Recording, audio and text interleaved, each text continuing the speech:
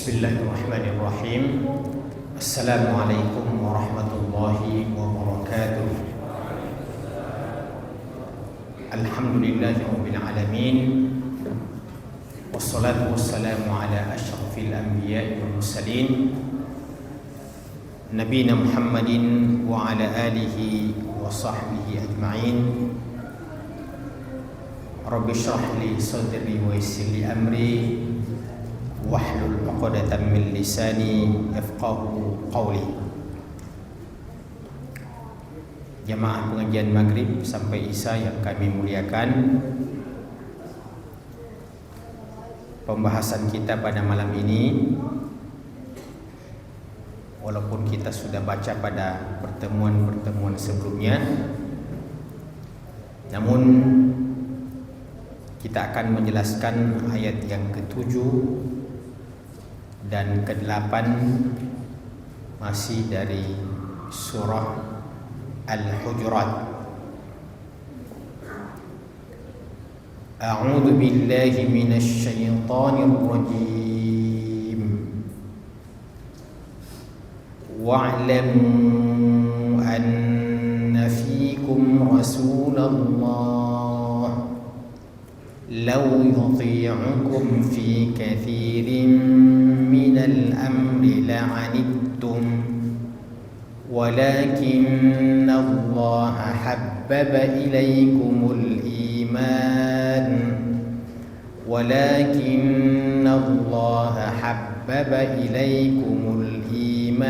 wa zayyanahu fi qulubikum wa karraha ilaykumul kufra wal fusuqa wal 'isyan ulaika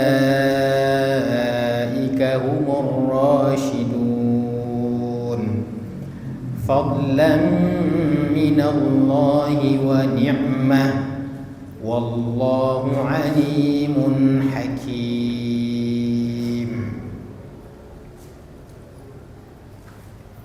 Wa'lamu, dan ketahuilah.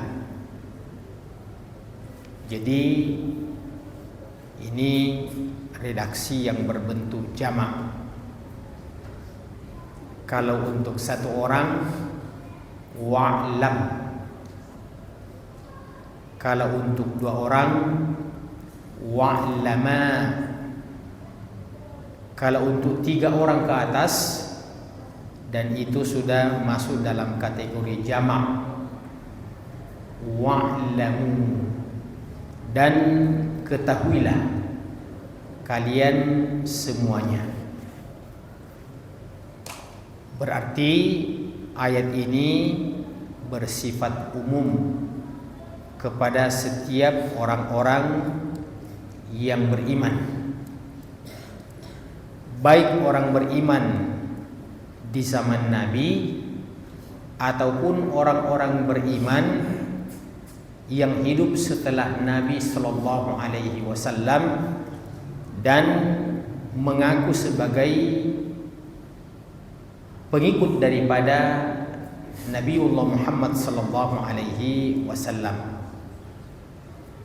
Kaidah yang pernah kita sebutkan pada pertemuan yang lalu dalam masalah menerima informasi dan berita, sebagaimana pada ayat itu Allah Subhanahu wa taala mengatakan in ja'akum fasiqun binaba'in fatabayyanu, jika datang kepada kalian orang-orang fasik yang membawa sebuah berita, maka cek kebenarannya baik-baik. Itu berlaku pada siapa saja, kapan saja, dan di mana saja. Kaidahnya adalah al-ibratu bi'umumil lafzi la bi khususis sabab. Yang dijadikan sebagai sandaran pijakan dalam sebuah lafaz atau dalam sebuah redaksi adalah bersifat umumnya kata-kata itu dan tidak melihat latar belakang khususnya kejadian itu. walaupun ini kejadian pada Rasulullah sallallahu alaihi wasallam dengan seseorang yang diamanahkan untuk mengumpulkan zakat, yaitu Al-Walid ibnu Mu'ayyid. Mudah-mudahan kita masih ingat. Akan tetapi hukumnya itu berlaku sepanjang zaman. Maka demikian pula pada ayat yang ke-7 ini, jamaah sekalian, Allah mengatakan wa'lamu, dan ketahuilah. Apa penekanan daripada wa'lamu? Wa'lamu itu berasal dari kata-kata alima ya'lamu, dan kata dasarnya adalah al-ilmu. Jadi ketahuilah artinya berilmulah tentang perkara yang akan disebutkan. Dan siapa yang disuruh untuk berilmu, siapa yang disuruh untuk mengetahui, al-ibratu bi'umumil lafzi la bi khususis sabab. Yang kita jadikan dasar itu adalah umumnya sebuah lafaz, umumnya sebuah redaksi, bukan melihat kepada khususnya sebuah kejadian. Ini kan ayat tentu turun di zaman Nabi sallallahu alaihi wasallam, yang tentu kasus itu adalah kasus yang terjadi di zaman itu. Akan tetapi kita tidak melihat kepada kasus khusus yang terjadi pada saat itu. Akan tetapi kita menjadikan kaidah, setiap ada ayat, setiap ada hadis yang redaksinya umum, maka kita merasa termasuk di dalamnya salah satu di antaranya kita. Umpamanya dalam Al-Quran Allah mengatakan, ya ayyuhalladzina amanu, hai orang-orang yang beriman. Tentu saja karena ayat ini turun di zaman Nabi sallallahu alaihi wasallam, turun di zaman sahabat, yang tentu kita belum ada nama kita pada saat itu, belum disebut-sebut, bahkan mungkin orang tua kita, kakek kita, nenek moyang kita kesekian ke atas itu juga belum lahir. Maka ini tentu saja berlaku bagi orang-orang beriman di mana saja mereka berada dan di zaman mana mereka hidup. Itulah makna daripada kaidah yang kita ketahui, al-ibratu bi'umumil lafzi la bi khususi as-sabab. Apa yang Allah Subhanahu wa ta'ala tekankan dalam ayat ini? Anna fikum Rasulullah. Ketahuilah wahai orang-orang yang beriman, bahwasanya di tengah-tengah kalian itu ada seorang sosok. Siapa dia itu? Yaitu Rasulullah, yaitu Rasulullah, utusan Allah. Coba perhatikan jamaah sekalian, bagaimana Allah Subhanahu wa ta'ala menyebutkan Rasulullah dan tidak mengatakan Muhammad. Allah tidak mengatakan wa'lamu anna fikum Muhammadan, dan ketahuilah bahwa di tengah-tengah kalian itu ada Muhammad.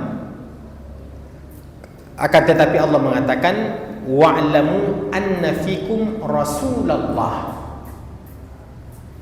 Kalau menyebutkan Muhammad itu pribadinya Muhammad sallallahu alaihi wasallam. Akan tetapi ketika menyebutkan bahwa dia adalah Rasulullah, utusan Allah, mengisyaratkan bahwa apa saja yang beliau perintahkan, apa saja yang beliau perbuat, apa saja yang beliau larang, itu tentu tidak ada yang keluar daripada tuntunan Allah Subhanahu wa ta'ala. Karena tidak mungkin Allah berbicara langsung kepada kita, karena kita ini tidak menerima wahyu. Maka Allah membuat perumpamaan, membuat perantara seorang manusia yang menjadi qudwah, menjadi uswah dalam segala aspek kehidupan. Beliau inilah yang berbicara di tengah-tengah manusia. Dan Rasul itu memang harus berasal dari manusia biasa, agar supaya komunikasinya dengan kita itu tidak ada kendala. Iya. Kenapa bukan malaikat yang langsung menyampaikan kepada kita risalah dari Allah Subhanahu wa taala? Karena malaikat itu adalah dia makhluk tersendiri yang berada pada alam tersendiri, yang tentu memiliki bentuk tersendiri yang tidak sama dengan kita. Maka untuk memudahkan komunikasi itu, Allah Subhanahu wa taala mengangkat nabi dan mengangkat rasul itu dari kalangan manusia biasa. Qul innama ana basyarun. Katakanlah Muhammad bahwa aku ini adalah manusia biasa yang sama seperti dengan kalian, akan tetapi yang membedakan saya dengan kalian adalah uhiya ilayya, Allah Subhanahu wa taala mewahyukan kepadaku wahyu, sementara kalian tidak mendapatkan wahyu. Maka Nabi sallallahu alaihi wasallam ditempatkan oleh Allah Subhanahu wa taala sebagai utusannya untuk diikuti segala sepak terjangnya, diikuti kata-katanya, dia jauhi apa yang dilarang. Dalam surah Al-Hasyr Allah mengatakan, "Wa ma atakumur rasulu fakhuduhu wa ma nahakum anhu fantahu." Apa saja yang diperintahkan oleh Rasul maka ambil. Allah mengatakan wama, itu lafaz umum. Apa saja yang diperintahkan oleh Rasulullah SAW maka ambil semuanya. Iya. Yang sesuai dengan akal kita atau yang tidak sesuai, yang penting Nabi yang bilang ikuti. Demikian juga sebaliknya, yang penting Nabi yang melarang, pokoknya jauhi. Wa ma nahakum anhu fantahu. Dan Allah menjamin bahwa pada setiap perintah pasti di situ ada maslahat. Dan sebaliknya, pada setiap larangan pasti dalam melanggar larangan itu pasti akan memberikan mudarat. Maka agama ini jamaah sekalian dua saja, ingin memberikan manfaat atau ingin menjauhkan kita dari mudarat. Iya. Kita disuruh karena Allah dan Rasulnya menginginkan kita mendapatkan manfaat. Iya. Kita dilarang karena Allah dan Rasulnya menginginkan kita terjauh dari bahaya dan mudarat. Nah, Allah katakan pada ayat selanjutnya, "Lau yuti'ukum fi katsirin minal amri." Andaikan saja Rasul itu yang harus mengikuti dalam seluruh keinginan-keinginan kalian. Jadi andaikan Nabi itu datang serba mengikuti apa yang ingin kalian. Kalian menginginkan ini, kemudian Nabi mengatakan oke. Kalian menginginkan itu, Nabi mengatakan pokoknya serba boleh. Iya. Pokoknya andaikan Nabi itu mengikuti apa saja yang kalian inginkan. Karena memang kita sebagai manusia ini tidak memiliki tolok ukur tentang apa yang maslahat bagi kita. Walaupun tentu secara subjektif kadang-kadang kita menganggap ini maslahat. Akan tetapi Allah dan Rasulnya yang lebih tahu tentang maslahat kita. Dan Allah dan Rasulnya yang lebih tahu apa madarat yang dapat dirasakan ketika kita terjatuh pada pelanggaran itu. Apa makna daripada lau yuti'ukum fi katsirin minal amri? Andaikan Rasul itu mengikuti apa saja merupakan keinginan kalian.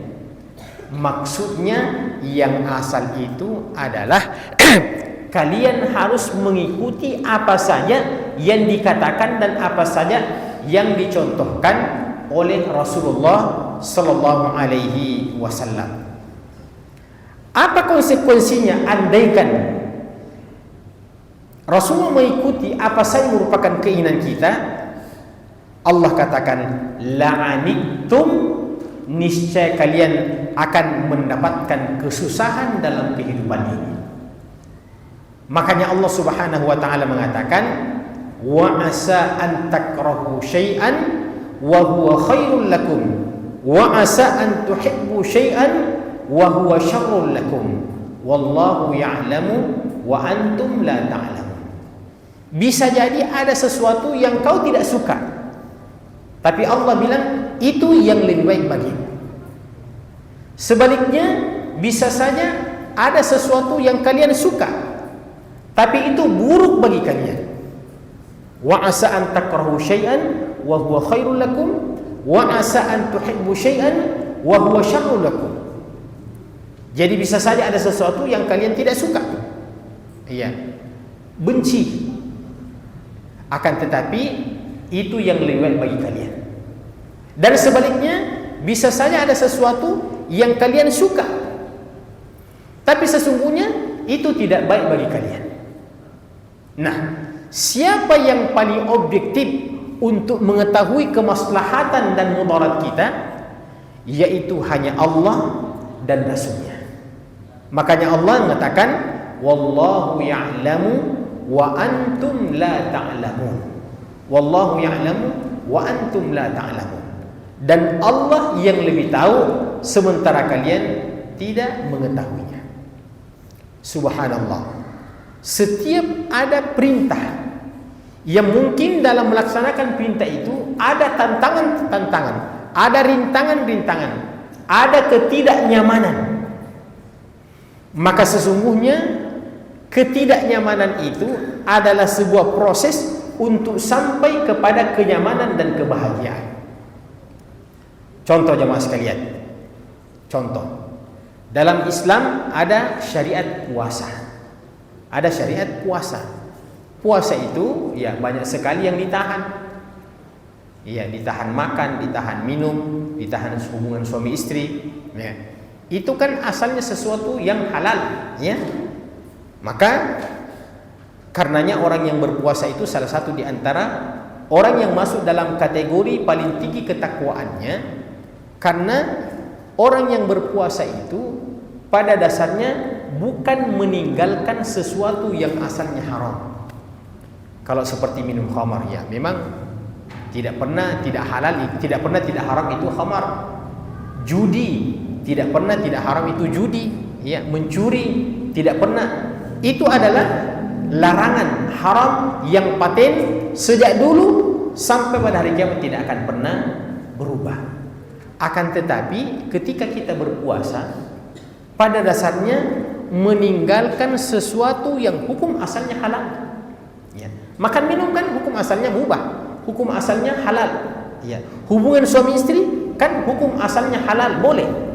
Tapi karena perintah Allah dan Rasulnya, maka orang-orang yang beriman itu, kalaupun Allah dan Rasulnya yang memerintahkan, maka tidak ada masalah bagi kita. Yang halal pun, yang boleh pun asalnya, kalau Allah yang mengatakan kutiba alaikumusiyam, maka kita siap meninggalkan apa yang asalnya dihalalkan oleh Allah Subhanahu wa taala.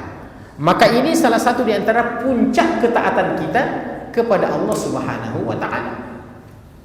Dan kita ketahui dalam hadis yang sahih bahwa Allah Subhanahu wa taala yang memberikan balasan kepada setiap amalan-amalan ini. Adapun amalan puasa itu, maka Allah berikan balasan khusus. Iya, Allah berikan balasan khusus. Kenapa? Karena memang tingkat perjuangannya, tingkat pengorbanannya luar biasa, berasal dari sesuatu yang sebenarnya halal, tapi karena Allah yang mengatakan untuk sementara tidak boleh, maka kita ya rela untuk mentaati itu semuanya dalam rangka untuk membuktikan ketaatan kita kepada Allah Subhanahu wa taala.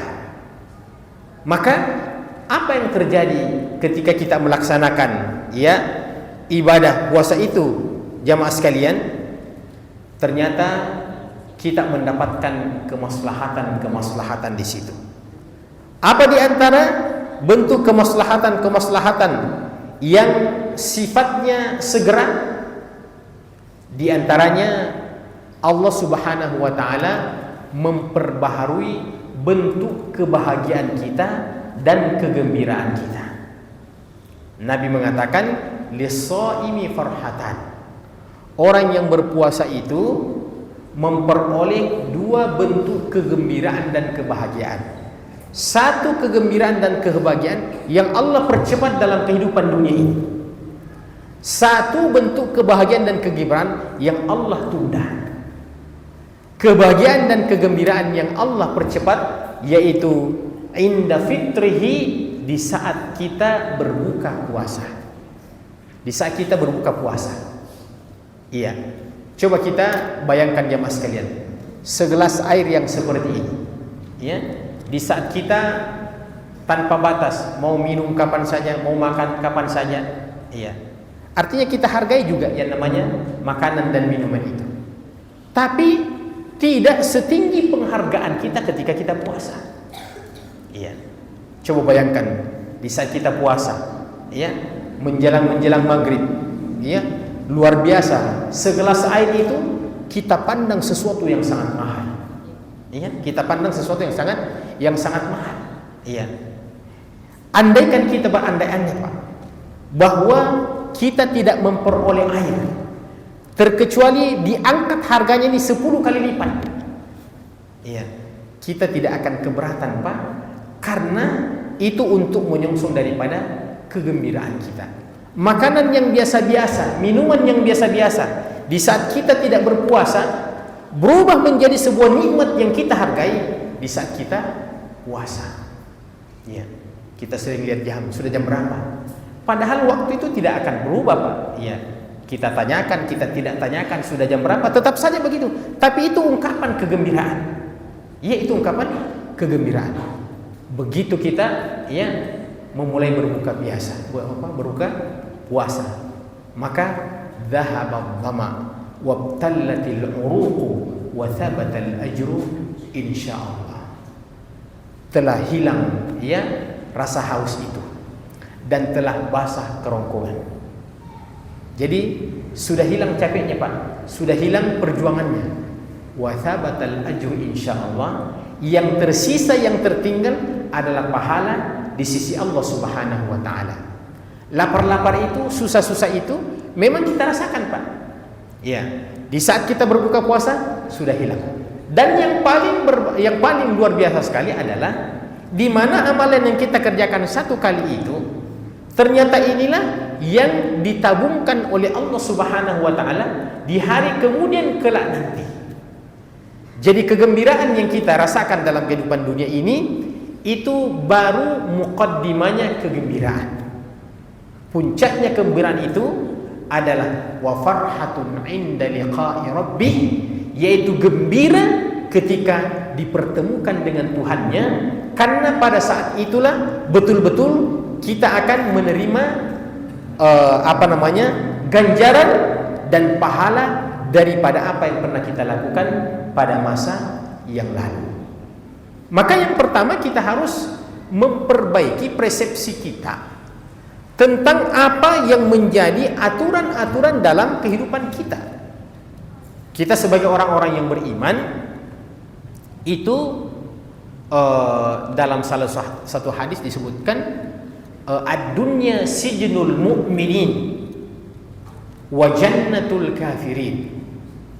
Jadi dunia itu, ya mas sekalian, adalah diperumpamakan penjaranya orang-orang yang beriman.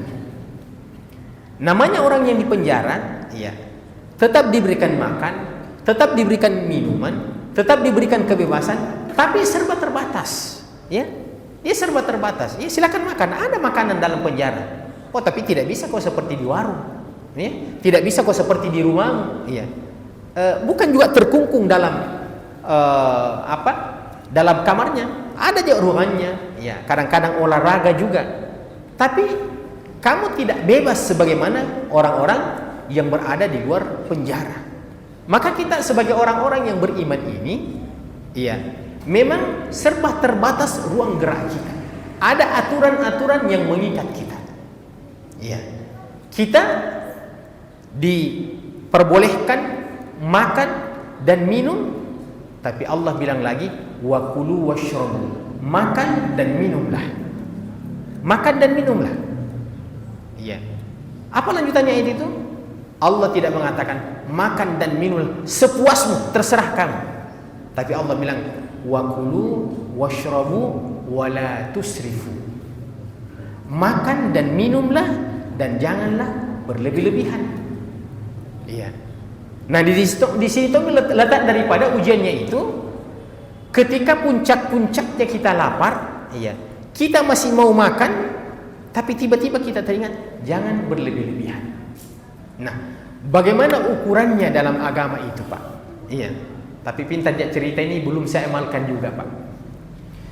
Dalam agama itu sulusul li ta'ami, sepertiga ruangan untuk makan. Sepertiga ruangan untuk makan. Kemudian wa thulutul li syarabihi, sepertiga ruangan untuk minum. Kemudian yang ketiga wa thulutul li nafasihi, sepertiga ruangan untuk bernapas. Iya. Nah, kadang-kadang ya bernapas sudah tidak mendapatkan jatah. Ya. Makan sudah tidak mendapatkan jatah. Ya. Kalau lagi enak-enaknya makanan itu, minuman juga sudah tidak mendapatkan jatah dan pasti kita minum. Jadi di saat minuman itu tidak mendapatkan jatah, kemudian bernapas itu tidak mendapatkan jatah, berarti diambil semuanya oleh makanan itu. Kemudian ditambah dengan minuman itu yang harus kita minum, jelas itulah yang menjadi penyebab sesungguhnya timbulnya banyak penyakit. Itu karena ketidakdisiplinan kita dalam persoalan makanan dan minuman ini. Makanya ada satu riwayat yang menyebutkan, nahnu qaumun la na'kulu hatta najur wa idza akalna la nashba. Jadi katanya dulu ada dokter yang dihadiahkan kepada Nabi sallallahu alaihi wasallam dari bangsa-bangsa lain, mungkin dari Romawi, ya, dari Persia, itu menghadiahkan dokter pribadi kepada Nabi sallallahu alaihi wasallam. Tapi dokter ini nganggur, tidak pernah mengobati Nabi sallallahu alaihi wasallam. Iya. Jadi satu juga masalah itu, Pak, kalau dokter nganggur, Pak. Ya, kalau tidak ada orang yang sakit, mungkin sakit juga kepalanya dokter itu, kasihan. Ya. Walaupun dokter tidak pernah berdoa, ya Allah perbanyaklah orang yang sakit, cukup dokter mengatakan, ya Allah berikan rezeki yang halal. Iya. Maka dipertanyakanlah, kenapa ini orang-orang Islam ini jarang sakit? Terutama Nabi kita Muhammad SAW, hampir bisa dikatakan dalam perjalanan hidup beliau hampir bisa dikatakan tidak pernah sakit, terkecuali sakit-sakit pilek. Ya, kalau sakit-sakit pilek itu bukan sakit, Pak, sakit umum itu, ya, sakit-sakit panas, demam-demam, ya, batuk-batuk, itu biasa itu. Tapi yang kanker, yang gula, yang macam-macam, itu tidak dialami oleh Nabi Sallallahu Alaihi Wasallam.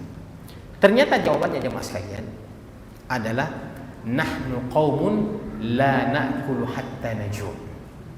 Kami adalah kaum yang tidak makan terkecuali di saat lapar.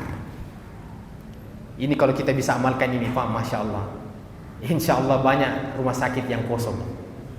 Nahnu qaumun la na'kulu hatta najum. Kami adalah kaum yang tidak makan terkecuali di saat sudah merasakan lapar. Iya. Kemudian puncaknya wa idza akalna la nashba. Pun kalau kami makan tidak sampai kenyang. Nah, ini bukan urusan biasa ini, Pak. Iya. Jadi kenyataan kita ini Apalagi di era kita sekarang ini yang hidup ya serba ada Pak, Masya Allah. Sekarang kita ini serba ada ya, walaupun kita mengatakan susah-susah ya, ada lah yang kita bisa makan ya, ada lauk kita ya. Sekarang ini paling minimal makan bakso ya, makan bakso, makan apa ada.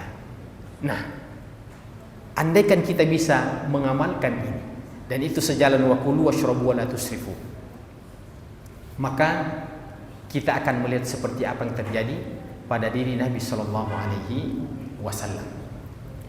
Dan ada satu ungkapan seorang ulama, yaitu Ibnu Qayyim. Beliau mengatakan, ya, di saat makanan itu semakin banyak macamnya, maka penyakit juga semakin bertambah macamnya.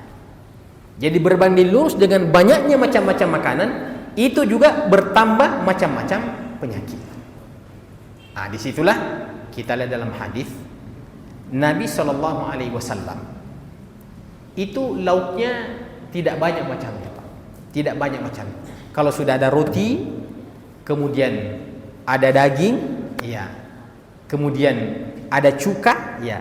Roti, daging, cuka. Itu menunya Nabi Sallallahu Alaihi Wasallam. Ya. Jadi dulu itu ada resep bahwa makan daging yang berlemak itu memang sudah ada penghancur lemaknya, yaitu cuka. Karenanya Nabi mengatakan ni'mal udum al-khal, ni'mal udum al-khal, ni'mal udum al-khal. Senikmat-nikmat daripada senikmat-nikmat daripada al-idam, iya, yaitu cuka, Nah, Nabi mengatakan ya seperti itu. Dan setiap makanan itu bermacam-macam, maka Nabi Shallallahu Alaihi Wasallam tidak mengharamkannya, akan tetapi untuk Nabi cukup memakan dan mengkonsum 1 sampai 2 macam saja. Itu artinya disebutkan dalam At-Tibbun Nabawi, cara hidup sehatnya Nabi Sallallahu Alaihi Wasallam. Baik jemaah sekalian, kita kembali melanjutkan ayat itu. Wa'lamu anna fikum Rasulullahi law yuti'ukum fi katsirin minal amri la'anittum. Andaikan Nabi itu yang mau mengikuti keinginan-keinginan kalian, niscaya kalian akan mendapatkan banyak kesusahan dalam kehidupan ini. Walakinnallaha habbaba ilaikumul iman. Walakinnallaha habbaba ilaikumul iman, akan tetapi Allah Subhanahu wa taala menjadikan kalian cinta dan condong kepada keimanan itu. Jadi satu karunia dan anugerah dari Allah Subhanahu wa taala ketika hati kita ini condong kepada yang namanya keimanan. Menjaga waktu sholatnya, menjaga dikir-dikirnya, menjaga baca Qur'annya, kecenderungannya melakukan kebaikan-kebaikan, itu menunjukkan bahwasanya Allah Subhanahu wa taala menjaga kita dan mengkondisikan kita condong kepada keimanan itu. Nah, dalam doa zikir kita yang biasa kita baca dalam sholat setelah sholat, Allahumma a'inna ala dzikrika wa syukrika wa husni ibadatika. 3 yang selalu kita minta. Ya Allah, bantu aku. Yang pertama, untuk banyak mengingatmu. Allahumma inni ala dzikrika. Yang kedua, bantu aku untuk bisa mensyukuri.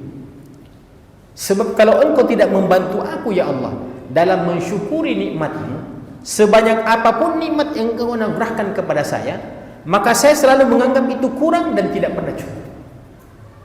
Tapi subhanallah, ketika kita diberikan sifat kesyukuran oleh Allah Subhanahu wa taala, maka yang sedikit pun itu kita selalu menganggap lebih daripada cukup.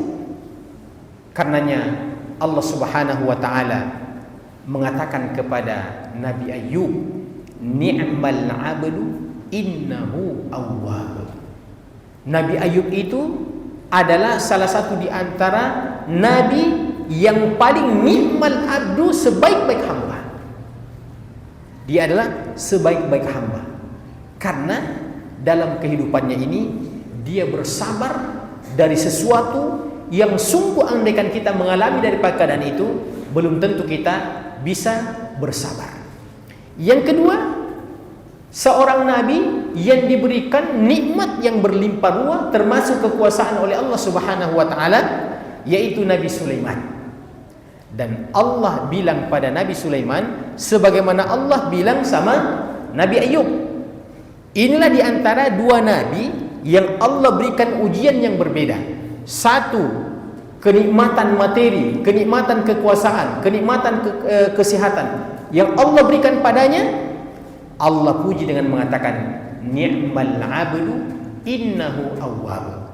Dalam surah Shad Allah sebutkan dua kali itu.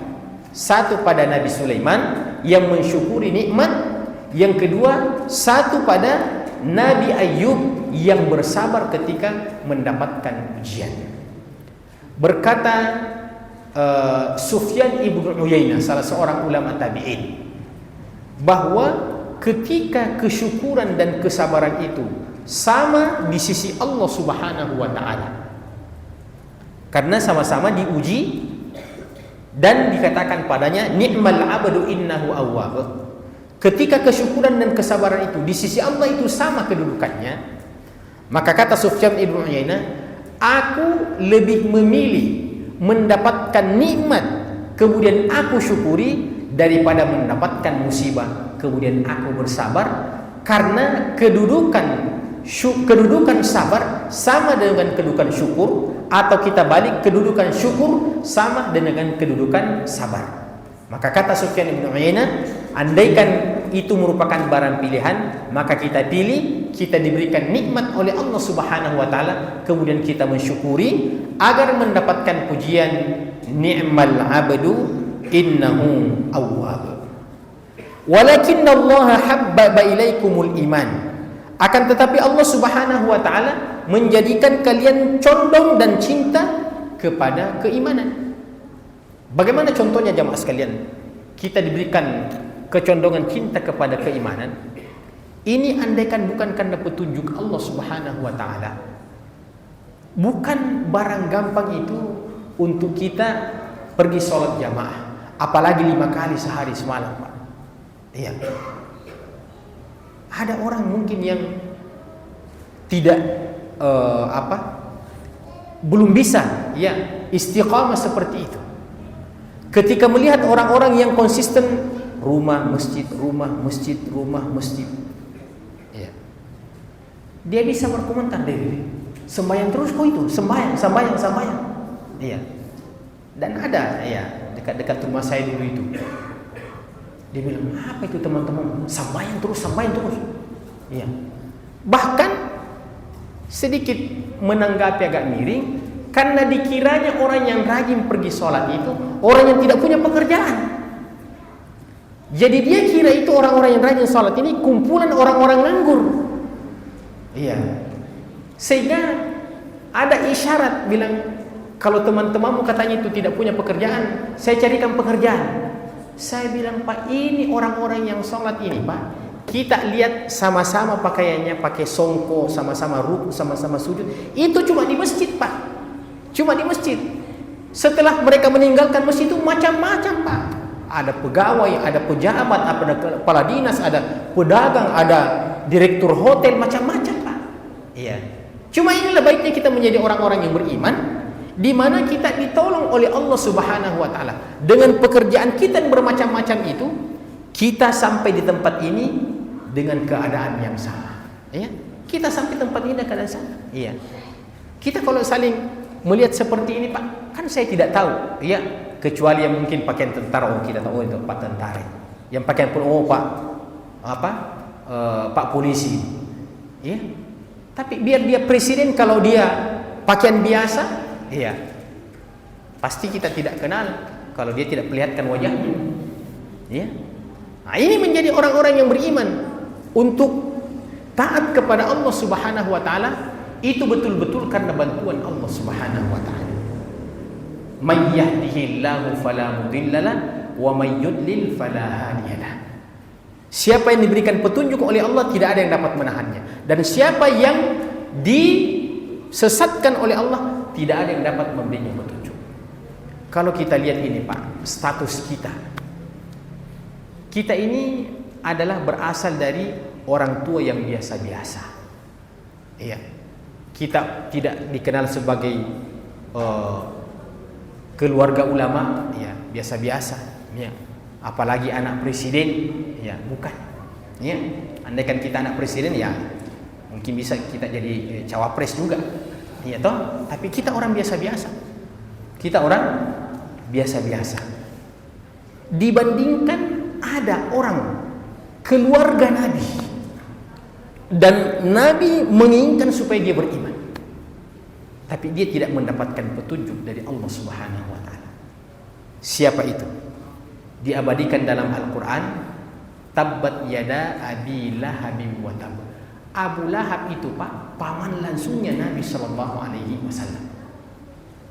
Jadi keluarga Nabi itu ada 3 tingkatan. Ada keluarga Nabi yang beriman dan mendapatkan hidayah dan ikut dengan Nabi sallallahu alaihi wasallam. Yang kedua, ada keluarga Nabi yang tidak beriman kepada Nabi, tidak masuk Islam, tapi pada dasarnya sayang sama Nabi sallallahu alaihi wasallam. Contohnya adalah Abu Thalib. Abu Thalib itu walaupun dia tidak masuk Islam, tapi tidak diragukan kecintaannya kepada ponakannya Muhammad sallallahu alaihi wasallam. Beliaulah yang memelihara daripada sang ponakan ini. Ya, tapi dia tetap tidak masuk Islam.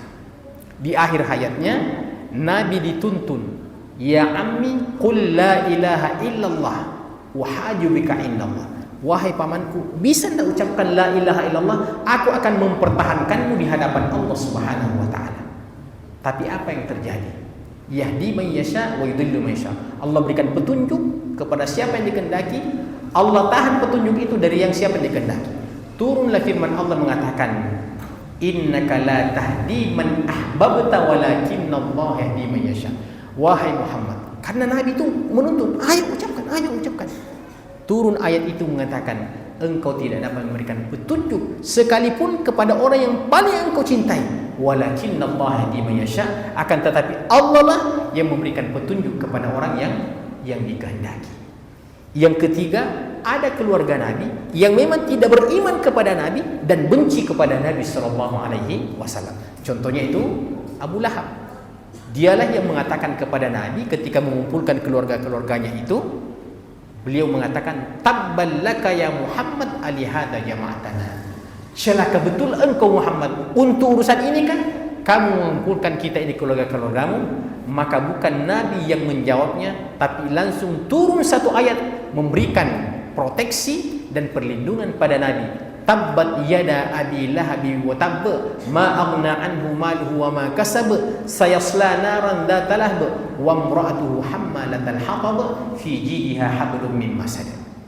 Jadi kalau Allah Subhanahu wa taala gambarkan seperti keluarga Imran, ya, keluarga yang baik-baik yang masuk ke dalam surga satu keluarga, maka dalam Al-Quran juga banyak Allah menceritakan satu keluarga masuk ke dalam neraka. Siapakah contohnya? Dia itu Abu Lahab dengan istrinya, itu satu keluarga masuk ke dalam neraka. Maka kita ini bersyukur kepada Allah Subhanahu wa taala. Ya, kita bukan keluarga Nabi, ya, bukan sesepupu Nabi, bukan ponakan Nabi, akan tetapi dalam keadaan seperti itu Allah Subhanahu wa taala memberikan petunjuk kepada kita, indikasi-indikasinya di saat tiba waktu sholat kita datang ke masjid, di saat tiba saatnya untuk kita melaksanakan ibadah-ibadah, semuanya kita tinggalkan itu demi untuk memenuhi daripada panggilan Allah Subhanahu wa taala. Wa zayyanahu fi qulubikum. Kemudian Allah menghiasi keimanan itu dalam hati-hati kalian. Di saat iman itu ada dalam diri kita, kita merasa nyaman dengan keimanan kita. Kita merasa bangga dengan keimanan kita. Zayyanahu fi qulubikum wa karraha ilaikumul kufra, dan Allah menjadikan kalian benci kepada kekufuran. menjadikan cinta kepada keimanan, kemudian menjadikannya sebagai hiasan, kemudian selanjutnya menjadikan kalian benci kepada kekufuran. Wa karraha ilaikumul kufra wal fusuqa wal isyan, kefasikan, kemaksiatan. Ulaika humur rasyidun, mereka itulah orang-orang yang mendapatkan petunjuk dari Allah Subhanahu wa taala. Baik jemaah sekalian, kita tutup. Subhanakallahumma bihamdika asyhadu an la ilaha illa anta astaghfiruka wa atubu ilaik. Wa akhiru da'wana alhamdulillahi rabbil alamin. Wassalamu alaikum warahmatullahi wabarakatuh.